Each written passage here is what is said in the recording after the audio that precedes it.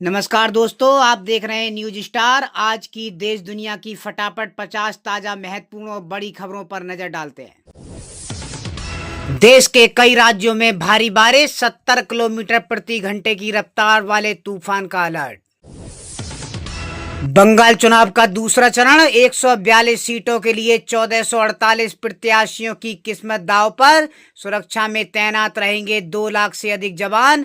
भवानीपुर से जादवपुर तक high profile सीटों पर सबकी नजर। केदारनाथ यात्रा में रिकॉर्ड तोड़ भीड़, 7 दिन में 2 लाख से अधिक श्रद्धालुओं ने किए दर्शन। Ganga expressway toll rate, car driver से 2.55 रुपए प्रति किलोमीटर, बाइक वालों को भी देना होगा टैक्स।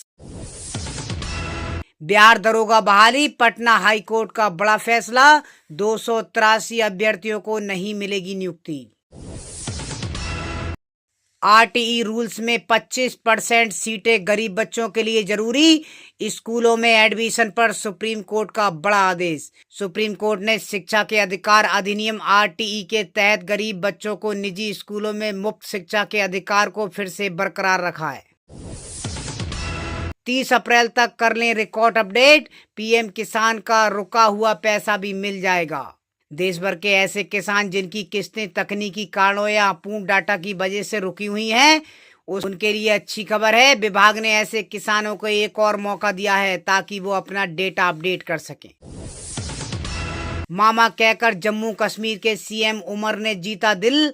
केंद्रीय मंत्री शिवराज सिंह चौहान को बताया प्रदेश का सच्चा शुभचिंतक। हिमाचल पंचायत चुनाव का ऐलान, 3 चरण में होगा मतदान। 7 मई से नामांकन प्रक्रिया, आदर्श आचार संहिता लागू।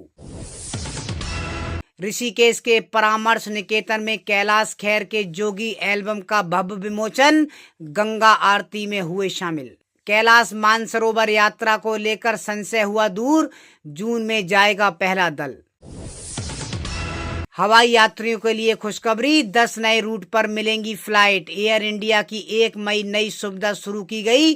एयर इंडिया एक्सप्रेस की उड़ानों में मुंबई और अहमदाबाद के बीच सीधी उड़ानें शामिल हैं। साथ ही इन दोनों शहरों को चंडीगढ़ और देहरादून से जोड़ने वाली उड़ानें भी हैं। काशी में पीएम मोदी ने दी 6350 करोड़ की सौगात। बोले, मैं नारी शक्ति का आशीर्वाद लेने आया, दिलाकर रहूंगा आरक्षण का हक। अपने वाराणसी दौरे के दौरान पीएम मोदी ने नारी शक्ति बंधन सम्मेलन को संबोधित किया। इस दौरान वे विपक्षियों पर जमकर बरसे। साथ ही उन्होंने ये भी कहा कि सपा और कांग्रेस जैसे दलों की वजह से हमारा ये प्रयास संसद में सफल नहीं हो पाया, लेकिन मैं आप सभी बहनों को फिर से भरोसा देता हूं कि आपके आरक्षण का हक लागू हो, इसमें कोई कोर कसर बाकी नहीं छोड़ूंगा। झारखंड कैबिनेट के अहम फैसले, टेट नियमावली को मिली मंजूरी। मुख्यमंत्री हेमंत सोरेन की अध्यक्षता में राज्य कैबिनेट ने टेट नियमावली को स्वीकृति प्रदान कर दी। बड़ी बात यह है कि इस नियमावली में संशोधन को लेकर कांग्रेस कोटे के 2 मंत्रियों राधाकृष्ण किशोर एवं दीपिका पांडे सिंह ने अपनी आपत्ति दर्ज कराई थी।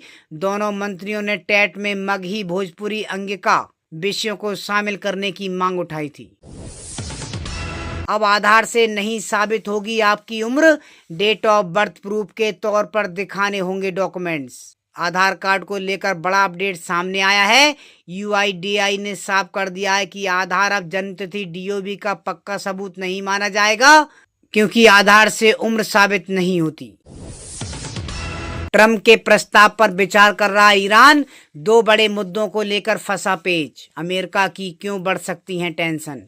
ईरानी विदेश मंत्री अब्बास अरागची ने कहा कि यूएस इजराइल संघ युद्ध के कारण दुनिया अब ईरान की असली ताकत को समझ चुकी है और स्पष्ट हो गया है कि ईरान एक स्थिर, मजबूत और पावरफुल सिस्टम है। टीटी अनिवार्यता पर सुप्रीम कोर्ट का बड़ा फैसला, देश भर के लाखों शिक्षकों की बड़ी धड़कनें, क्या जाएगी नौकरी। राज्य में निःशुल्क एवं अनिवार्य बाल शिक्षा का अधिकार अधिनियम 2009 आरटीई लागू होने से पूर्व कार्यरत प्राथमिक शिक्षकों की निगाहें सर्वोच्च न्यायालय के ऊपर टिकी हैं। केदारनाथ में साधु संतों के बेस में बहरूपिए, ऑपरेशन कालनेमी से होगी सही पहचान। केदारनाथ में साधु संतों के बेस में बहरूपियों की पहचान कराने के लिए जल्द ऑपरेशन कालनेमी शुरू होगा। जिलाधिकारी ने बताया कि इससे सही साधुओं की पहचान होगी। सीएम सम्राट चौधरी के बिल्डोजर चलाने वाले बयान पर चिराग पासवान की दो टूक। केंद्रीय मंत्री चिराग पासवान ने कहा है कि अतिक्रमण कई बार विकास की राह में गतिरोधक बनता है। कोई ऐसा घर न तोड़ा जाए जिनका जायज अधिकार है। इंडिया न्यूजीलैंड के बीच एफटीए पर हस्ताक्षर। भारत के कई सामानों पर ड्यूटी घटकर हुई 0। भारत और न्यूजीलैंड ने मुक्त व्यापार समझौते पर हस्ताक्षर किए, जिसका उद्देश्य द्विपक्षीय व्यापार को दोगुना करना और भारतीय निर्यातकों को न्यूजीलैंड के बाजार में शुल्क मुक्त पहुंच प्रदान करना है। कौन है आईपीएस अजय पाल शर्मा? बंगाल चुनाव में जिनकी एंट्री से मचा है बवाल, अखिलेश ने उठाए सवाल। पश्चिम बंगाल चुनाव के दूसरे चरण से पहले यूपी के चर्चित आईपीएस अजय पाल शर्मा को दक्षिण 24 परगना पुलिस का पर्यवेक्षक बनाया गया है। तृणमूल कांग्रेस के मजबूत गढ़ माने जाने वाले इस संवेदनशील इलाके में उनकी तैनाती ने राजनीतिक हलचल बढ़ा दी है। अजय पाल शर्मा ने सक्रियता दिखाते हुए सुरक्षा व्यवस्था कड़ी की और जहांगीर खान को चेतावनी दी। उनकी सख्त छवि और कार्रवाई चर्चा में है। वहीं तृणमूल कांग्रेस और विपक्षी नेताओं ने उनकी नियुक्ति पर सवाल उठाए। कुंभकर्ण भी इनके आगे फेल, मिलिए कुदरत के लेजी ब्रांड एम्बेसडर से, जो हफ्ते में सिर्फ एक बार जाते हैं टॉयलेट। अगर आपको लगता है कि आप बहुत आलसी हैं तो स्लॉथ से मिलिए। ये जीव दिन के 22 घंटे सिर्फ सोने में बिताता है, वहीं जागने के बाद भी इसकी फुर्ती ऐसी है कि देखकर आंखें मलते रह जाएंगे। ये जीव सिर्फ 0.24 किलोमीटर प्रति घंटे की रफ्तार से चलता है, यानी एक पेड़ से दूसरे पेड़ तक जाने में इसे 2 दिन लग जाएंगे। जमीन पर तो ये चल भी नहीं पाते, बस पंजों के दम पर खुद को घसीटते हैं, लेकिन पानी में ये 3 गुना ज्यादा तेज तैरते हैं।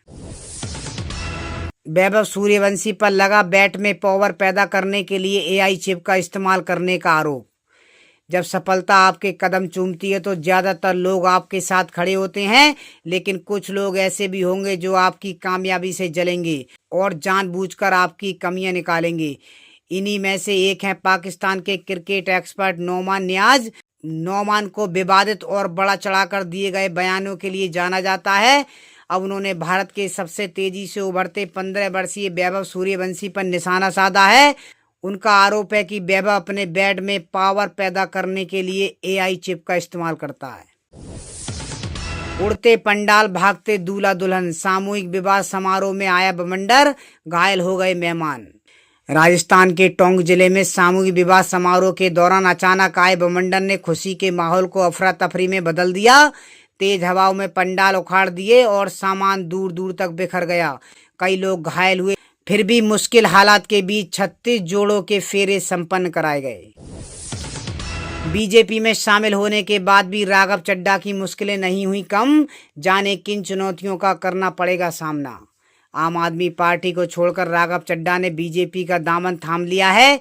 राघव के साथ आपके 6 अन्य और सांसद भी बीजेपी में शामिल हो गए हैं, जिसमें अशोक मित्तल, स्वाति मालीवाल और हरभजन सिंह का नाम शामिल है। इन 7 सांसदों में से पंजाब से 6 और दिल्ली से 1 स्वाति मालीवाल है। राज्यसभा सचिवालय ने आपके 7 बागी सांसदों को लेकर अधिसूचना जारी की है, जिसमें बताया गया है कि ये सभी अब बीजेपी के सांसद माने जाएंगे। इसी के साथ उच्च सदन में बीजेपी की संख्या 113 हो गई है। आप में रहते हुए राघव चड्ढा ने कई बार बीजेपी पर गंभीर आरोप लगाए हैं। आप छोड़ने पर राघव चड्ढा का सोशल मीडिया पर एक वीडियो वायरल हो रहा है, जिसमें राघव कहते हुए नजर आ रहा है कि बीजेपी अनपढ़ गुंडों की पार्टी है, वे सिर्फ गुंडागर्दी करते हैं।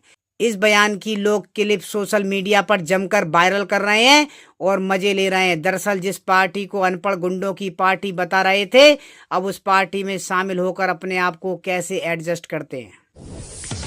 गेहूं धान का मोह छोड़ा, अब 1 एकड़ में 8 लाख तक की कमाई करा रही ये खास फसल। रामपुर के किसान पारंपरिक गेहूं धान की खेती छोड़कर अब सताबर और एवोकाडो जैसी उच्च मूल्य वाली फसलों की ओर बढ़ रहे हैं।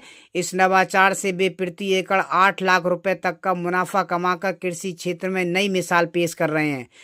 जौहर अली यूनिवर्सिटी से इंजीनियरिंग की पढ़ाई पूरी करने के बाद गांव पजावा निवासी फरमान ने नौकरी के बजाय खेती में ही कुछ नया करने की ठानी। इसके लिए उन्होंने नेपाल से 5,000 रुपये प्रति किलोग्राम की बिकने वाली नेपाली सतावर का बीज ले आए। पहले उन्होंने 2 एकड़ भूमि में सतावर की फसल उगाई। प्यारे दोस्तों, आज की खबरों में बस इतना ही। नई अपडेट के लिए आप हमारे साथ जुड़े रहें। नमस्कार।